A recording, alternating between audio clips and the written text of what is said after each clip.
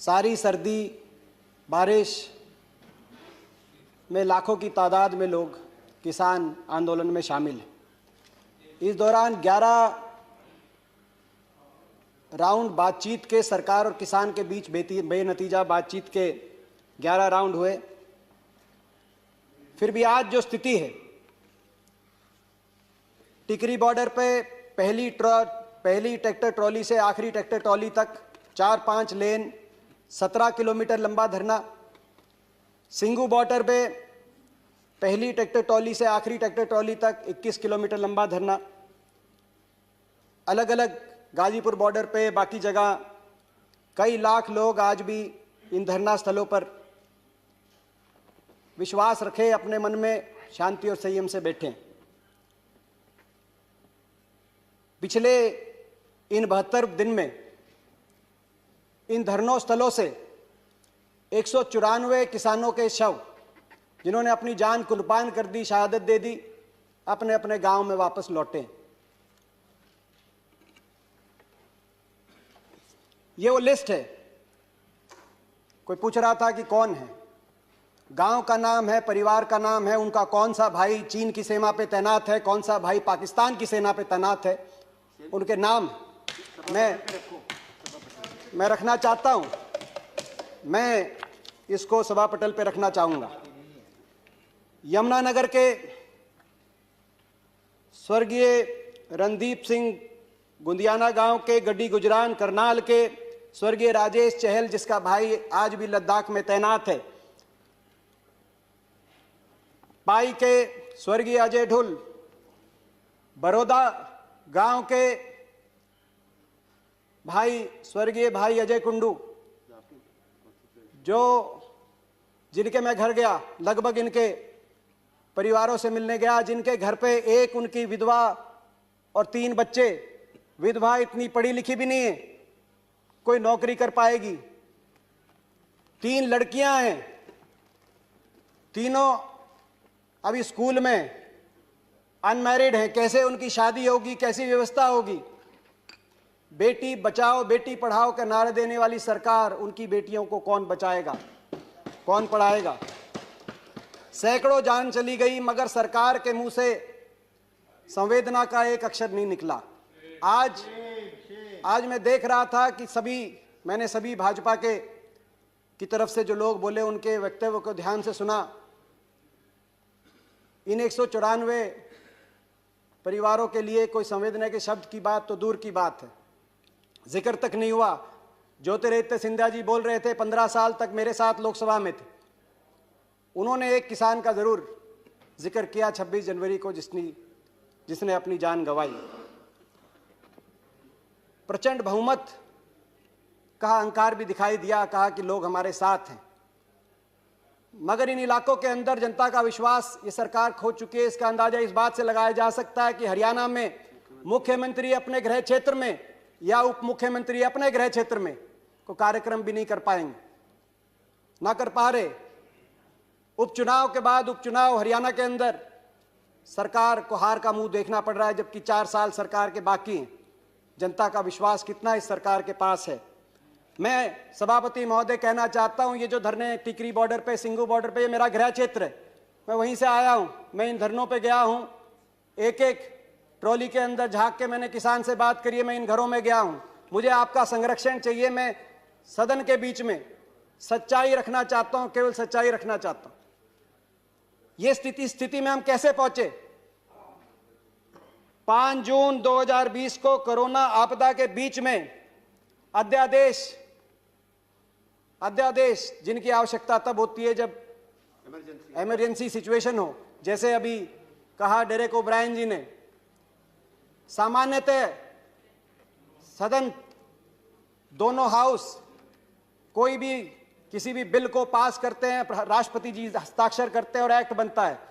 अध्यादेश जब राष्ट्रपति जी के हस्ताक्षर से एक्ट कानून लागू हो जाए और उसके बाद दोनों सदनों को केवल एक रबर स्टैंप की तरह उसको पारित करने के लिए प्रयोग किया गया। आंदोलन शुरू हो गया पंजाब में, 6 महीने तक आंदोलन चलता रहा। हरियाणा और पंजाब में कहीं पिपली में लाठीचार्ज हुआ, तो कहीं पंजाब के एक एक टोल पे किसान बैठा मगर उनकी सुनवाई नहीं हुई और 6 महीने के बाद शांतिपूर्ण तरीके से वो किसान उठकर उन्होंने फैसला किया कि रामलीला ग्राउंड में जाके धरना देंगे। आज कुछ लोग पूछते हैं कि यातायात की इतनी परेशानी हो रही है, बॉर्डर्स पे बैठे हैं। ये बॉर्डर्स पे बैठने नहीं चले थे, ये रामलीला ग्राउंड वही रामलीला ग्राउंड जहां सभी राजनीतिक दलों को अधिकार है, जहां देश की सरकार के विरोध में बड़े बड़े आंदोलनों की गवाही वो रामलीला ग्राउंड देता है। जयप्रकाश नारायण आंदोलन से लेकर अन्ना आंदोलन तक वहां बैठ के धरना देने के लिए आना चाहते थे। शांति प्रिय तरीके से चले। हरियाणा की सीमा में जैसे ही आए, कोई प्रोवोकेशन नहीं था। हरियाणा की सरकार ने हमलावर हो गई। हरियाणा की सरकार सोचा था, उस समय किसान केवल शांति से जा रहे थे, सोचा था रोक लेंगे, मगर ये वही खून है जो देश की सीमा पर दुश्मन की गोली और गोलों के सामने छाती अड़ाए खड़े हैं, उनसे पीछे नहीं हटते। सरकार की लाठियों से, आंसू गैस से और वाटर कैनन से पीछे नहीं हटने वाले थे। चलते बढ़ते गए, दिल्ली की सीमा पे आए। 25 नवंबर को दिल्ली की सीमा पे पहुंचे। वहां पर देश की राजधानी की सीमा सील कर दी गई और वहां से धरना शुरू हुआ। उसके बाद सारी सर्दी, बातचीत पे बातचीत, तारीख पे तारीख, बेनतीजा बातचीत। और आखिरी दौर में भी जब 11वां राउंड हुआ तो सरकार ने बातचीत एक तरफा अपनी तरफ से बंद करी और अपमानित करके 5 घंटे तक बैठे रहे सारे किसान संगठनों के प्रतिनिधि। और 5 घंटे के बाद उनको बताया गया टेलीफोन पे कि सरकार की तरफ से बातचीत समाप्त हो चुकी है। उसके बाद उठ के गए।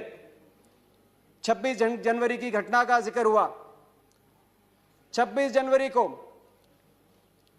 जो कुछ भी हुआ, लाल किले पे जो हुआ वो असहनीय। कहीं कोई उपद्रव होता है, असहनीय। उसकी जांच भी होनी चाहिए, जो दोषी भी हो उनके खिलाफ कड़ी से कड़ी कार्रवाई भी होनी चाहिए। लेकिन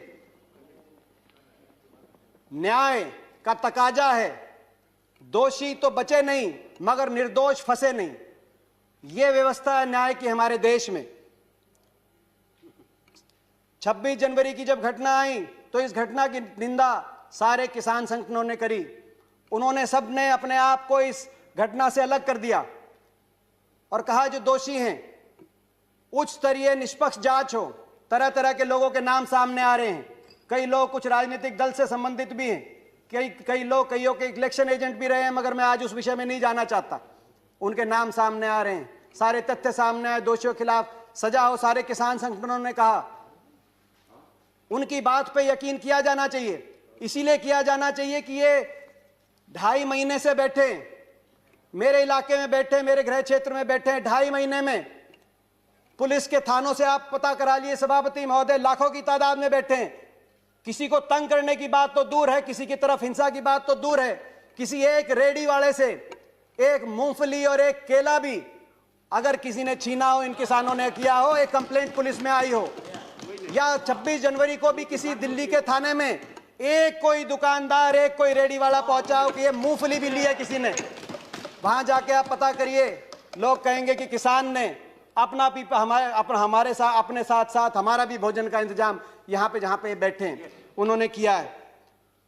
इनकी बात पे इसीलिए भी यकीन किया जाना चाहिए कि इन धरनों से 200 लाशें, लगभग 194 लाशें जब वापस गई, आदमी विचलित हो जाता है, उत्तेजित हो जाता है। गुलाम नबी आजाद साहब ने बड़े बड़े किसान आंदोलनों की याद दिलाई इस सदन को और कहा कि हर आंदोलन में सरकार झुकी थी, चाहे ब्रिटानिया सरकार हो या आजाद भारत की सरकार। और यह आंदोलन इसलिए अलग है क्योंकि सरकार झुक नहीं रही। एक और वजह से आंदोलन अलग है, चाहे वो पगड़ी समाल जट्टा आंदोलन हो 1905 का, चाहे वो चंपारण सत्याग्रह हो, चाहे वो बरदौली का आंदोलन हो गुजरात का। किसी आंदोलन में इतने किसानों ने अपनी जान कुर्बान नहीं करी जितने इस आंदोलन में किसान कर। मगर ये विचलित नहीं हुए, लाशें इन धरनों से अपने अपने गांव में जाती रही, विचलित नहीं हुए, शांति से संयम से बैठे रहे। इनकी नीयत का अंदाजा उससे लगाना चाहिए देश को। न्याय का तकाजा था, दोषी बचे नहीं और निर्दोष फंसे नहीं। लेकिन क्या हुआ इस घटना के बाद? इस घटना के बाद निर्दोष लोगों पर को निशाना बनाया गया। झूठे मुकदमे किसान पर, पत्रकारों पर। किसान आंदोलन को बदनाम करने के लिए मीडिया का एक तबका साजिशें और षड्यंत्र बड़े बड़े रचे जाने लगे। किसान की आवाज को कुचलने के लिए प्रचार तंत्र हमलावर हो गया, प्रचार तंत्र झोंक दिया गया। प्रजातंत्र नहीं, प्रचार तंत्र।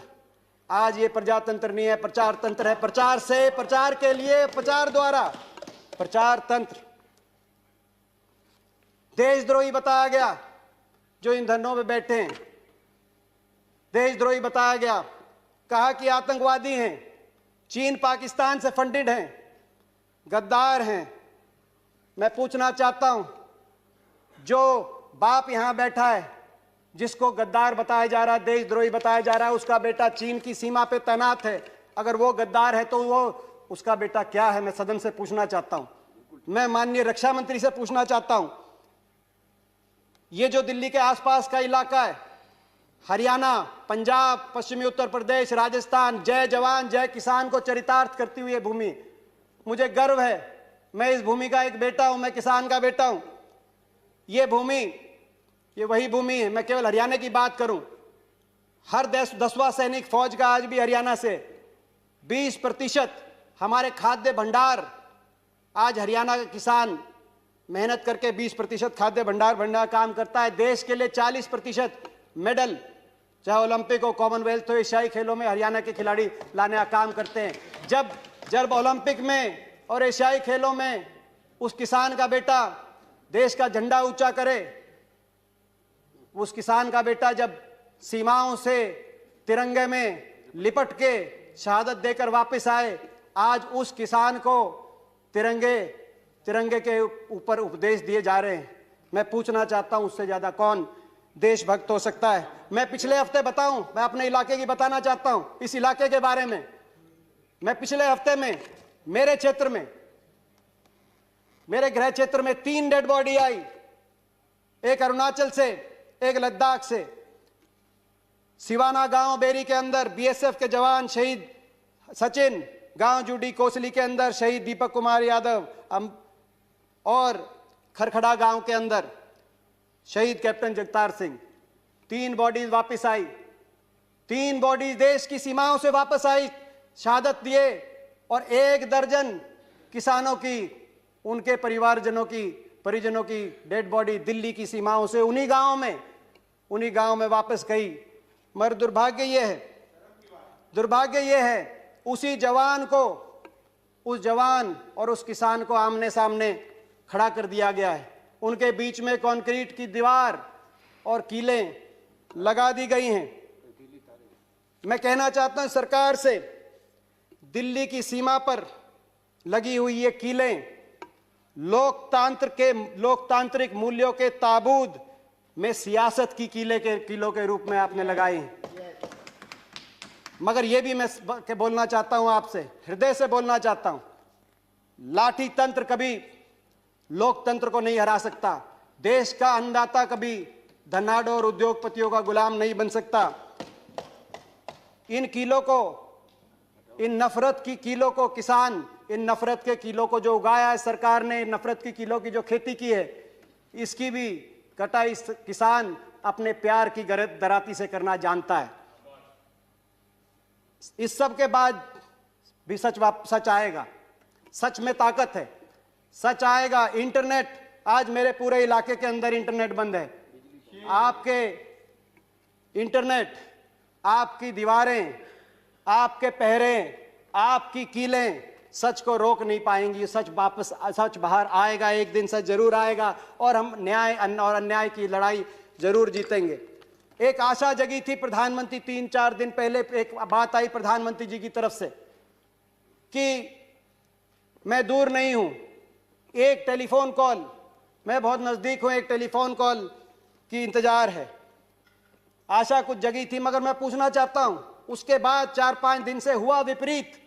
जैसे ही प्रधानमंत्री जी ने यह कहा, अगले दिन सीमेंट की मोटी मोटी दीवारें, 15-15 लेयर की बैरिकेडिंग, हजारों की तादाद में हथियारों से लैस पुलिस बल, और यहां तक कि इंटरनेट, मेट्रो, बिजली, पानी और शौचालय की जो टेम्परेरी टॉयलेट लगे हुए थे, वो फैसिलिटी भी वहां से अगले प्रधानमंत्री जी के बाद के तुरंत बाद हटा दी गई। शौचालय, स्वच्छ भारत का नारा देने वाली सरकार, जहां इन धरनों से लाखों किसान जहां डटे हुए हैं, वहां से शौचालय को भी हटवाने का काम कर रही है। दुश्मन की फौज को भी सरेंडर कराते हैं, वहां भी पानी का और शौचालय का इंतजाम कराते हैं। मैं पूछना चाहता हूं, ये कौन है? प्रधानमंत्री जी तो कह रहे हैं कि हम किसान के नजदीक है, बाय एक फोन कॉल दूर हैं। मैं पूछना चाहता हूं कौन है जो मगर प्रधानमंत्री जी और किसान के बीच में ये दूरियां पैदा कर रहा है पिछले 3-4 दिन में? ये किसान देश की राजगद्दी पे कब्जा करने नहीं आए। ये किसान क्या मांग रहे हैं? ये केवल ये मांग कह रहे हैं कि जो सरकार ने दिया उसको भी लौटाना हम चाहते हैं। जो जिस हाल में हम थे, जो हमारे पास बचा था, उनको इन 3 कानूनों के माध्यम से ना छीनो, केवल ये गुहार करने आए हैं। किसान आखिर आपसे क्या मांग रहा है?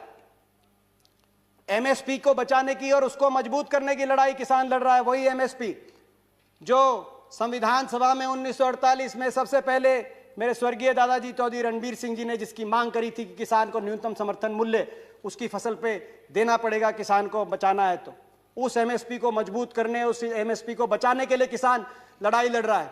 उस एपीएमसी और उस मंडी व्यवस्था को बचाने के लिए किसान लड़ रहा है, जो चौधरी छोटू राम ने 1938 में जॉइंट पंजाब, पेशावर से पंजाब तक, पेशावर से पलवल तक जब एक राज्य था, उस समय जब मंडी व्यवस्था बनी थी, उस मंडी व्यवस्था को मजबूत करने के लिए किसान लड़ाई लड़ रहा है। उस उपभोक्ता को बचाने के भी लिए लड़ाई लड़ रहा है, जो एसेंशियल कमोडिटी एक्ट से जो भंडारण, असीमित भंडारण। माननीय दीपेंद्र जी, कंक्लूड करिए, आपका समय हो गया। ऑलरेडी समय अधिक हो गया। हाँ, समय अधिक हो गया। तो उस उपभोक्ता को बचाने के लिए भी लड़ाई लड़ रहा है। जो उपभोक्ता, जो असीमित भंडारण, जमाखोरी की छूट के बाद किसान कह रहा है कि मुझसे अगर आप सस्ते में खरीद कर उसको भंडारण करके और उपभोक्ता को बहुत महंगे में बेचेंगे, तो जो मुनाफाखोरी होगी उससे उपभोक्ता को भी बचाना है। उस उपभोक्ता के लिए भी किसान लड़ाई लड़ रहा है। किसान ये लड़ाई लड़ रहा है। आज किसान इनके साथ साथ अपने स्वाभिमान, अपने आत्मसम्मान की भी लड़ाई लड़ रहा है। मैं सदन के माध्यम से इस सरकार से एक किसान के बेटे होने के नाते हाथ जोड़ के मैं कहना चाहता हूं, स्थिति की गंभीरता समझें। अपनी प्रजा की बात मानने से कोई शासक छोटा नहीं होता। अपनी प्रजा की बात मानने से कोई सरकार, किसी सरकार की हार नहीं होती। किसान की बात समझे, किसान के इन 3 कानूनों को वापस ले सरकार। किसान के ऊपर झूठे मुकदमे जो बने, उन मुकदमों को सरकार वापस ले और बड़ा दिल दिखाए। मैं कंक्लूड करता हूं अभी। उन मुकदमों को भी वापस ले सरकार, बड़ा दिल दिखाए। सरकार को बड़ा दिल दिखाना पड़ेगा ताकि देशभक्त किसान के दिल में कोई अविश्वास पैदा ना हो, कोई अविश्वास पैदा होने की गुंजाइश ना हो। मैं इसके साथ साथ ये भी कहना चाहता हूं, जिस तरीके से इस आंदोलन को बदनाम करने के रंग दिए गए, मैं एक उदाहरण देके प्लीज एक उदाहरण देके मैं अपनी बात खत्म कर रहा हूं। मेरी पार्टी का टाइम, एक उदाहरण देके अपनी बात खत्म कर रहा हूं। एक अखबार में, आज एक अखबार में बात छपी, दैनिक भास्कर अखबार में। अंदाजा लगाएं आप कि कौन बैठे हैं। मुझसे पूछा गया अभी कि कौन बैठे हैं यहां पर। कहा गया बीजेपी की तरफ से।